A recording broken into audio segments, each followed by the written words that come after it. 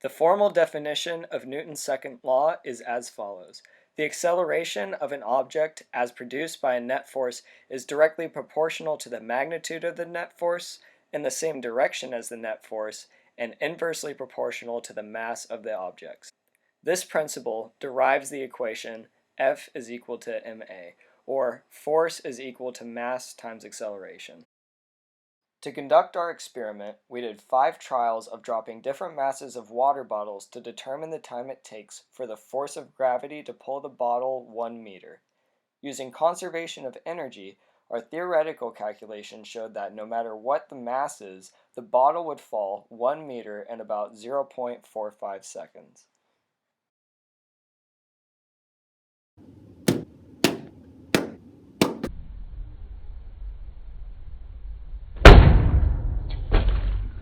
With our experiment, we collected data for an average of 0.46 seconds of fall time, which matches up quite accurately with a theoretical calculation of 0.45 seconds.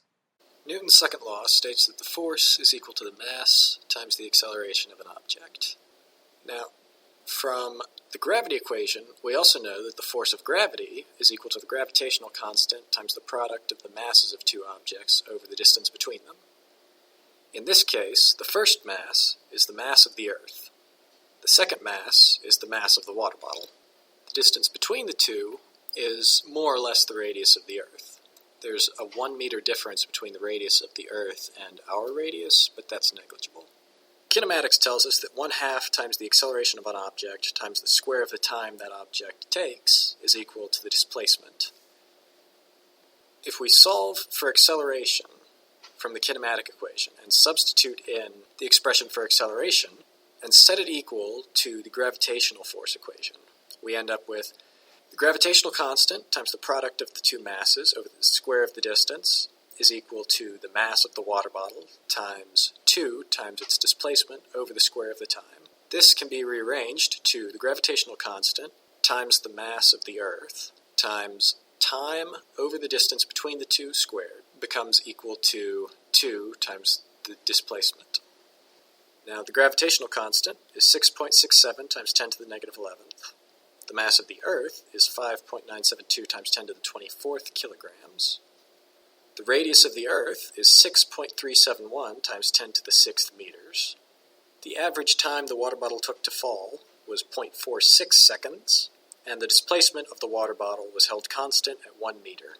Plugging all these values into our equation, we return an experimental value of 2.0766, whereas our expected value was 2. Therefore, our percent error, observed value minus expected value over expected value, is 3.83%. Therefore, our trials modeled Newton's second law within 3.83%. An application of the Newton's second law is the rocket launch. For a launch, you need a propulsive force, and this force can be altered by either increasing or decreasing the mass of the rocket. Looking at the Newton's second law equation of F equals to ma, we see that A is equals to F divided by m. So if we decrease the mass, we increase the acceleration. If you increase the mass, then you decrease the acceleration. Looking at this video about rocket launch, we see that the propulsive force comes from the burning of the gases. And from A equals to F over m, we see that in order to be able to obtain the launch, the ratio of F and m needs to be greater than the acceleration due to gravity.